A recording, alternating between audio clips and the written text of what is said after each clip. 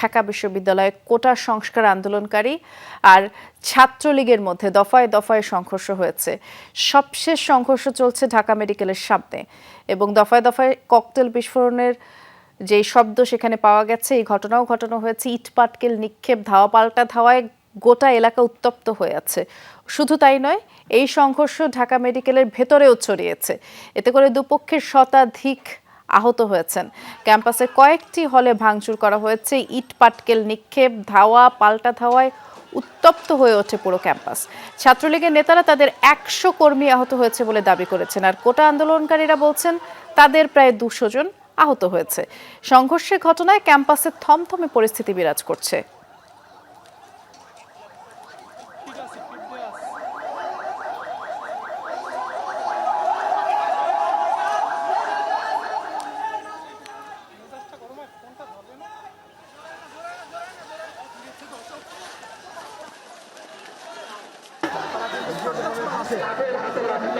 বিজয় ৭১ হলে কোটা আন্দোলনকারীদের আটকে রাখা হয়েছে। এমন খবর ছড়ালে হলের দিকে ইটপাটকেল নিক্ষেপ করতে থাকে আন্দোলনকারীরা।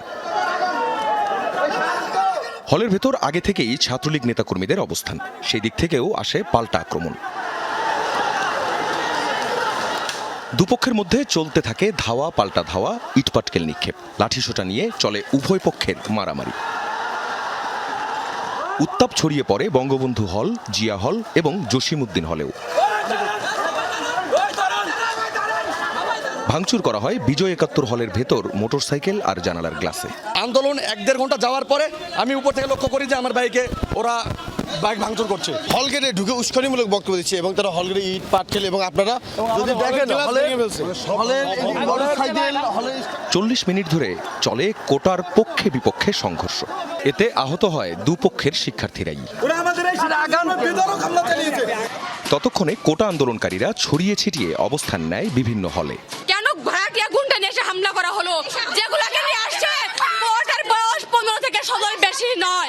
আমাদের সামনে কেন বিক্ষোভ হবে? আমরা শান্তিপূর্ণ মিছিল করছিলাম, আন্দোলন করছিলাম। বিকেল ৪টা নাগাদ পুরো ক্যাম্পাসের নিয়ন্ত্রণ নেয় ছাত্রলীগ। রাজু ভাস্কর্য থেকে নীলক্ষেত, চানখারপুল, শাহবাগ সহ পুরো এলাকা জুড়ে চলতে থাকে ছাত্রলীগের মিছিল।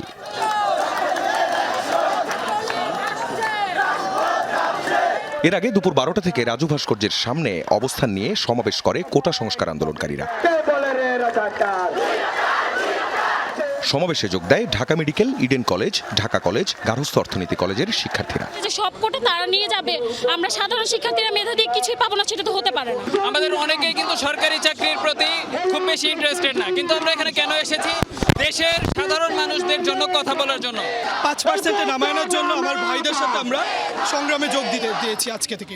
আন্দোলনকারীদের নিয়ে অপমানজনক বক্তব্য প্রত্যাহারের দাবি জানায় কোটা সংস্কার আন্দোলনকারীরা। ইনডিরেক্টলি রাজাকার বলা হয়েছে। আমাদের প্রতিবাদটা আজকে এটাই যে উনি ওনার বক্তব্য ফিরিয়ে নেবেন। ঢালাওভাবে তিনি সবাইকে আমাদের সাধারণ শিক্ষার্থীদেরকে রাজাকার বলে সম্মিলিত করেছেন। অ্যাকচুয়ালি আমরা তো রাজাকার না। তার ওই বক্তব্যটি আসলে এক্সপাঞ্জ করা উচিত। এটি হচ্ছে আমাদের একটি তাৎক্ষণিক প্রতিক্রিয়া, এটি আমাদের মূল কাজের অংশ নয়। আসলে মারামারির ঘটনায় আহতরা ঢাকা মেডিকেল সহ বিভিন্ন হাসপাতালে চিকিৎসাধীন। এদিকে ইডেন কলেজেও মারামারির ঘটনা ঘটেছে, সেখানে আহত কয়েকজনকে ঢাকা মেডিকেলে ভর্তি করা হয়। আখলাকুস সাফা, যমুনা নিউজ, ঢাকা।